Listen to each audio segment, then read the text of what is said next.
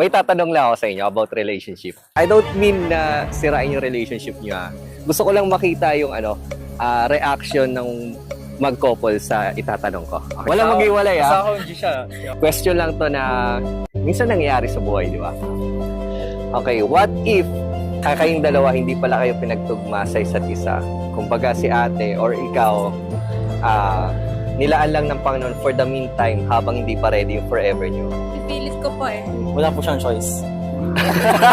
Pipilit ko na. Napag-usapan na po namin. Ano, Pipilit ko na. ipipilit nyo kahit hindi? Kahit Kasi hindi. siya talaga eh. Talaga? So kahit dumating yung rough times, walang bibit. Talaga? Dumating na. Okay. Dumating na. So sige, hindi na natin alam yun. Pero walang bibitaw. Bawal.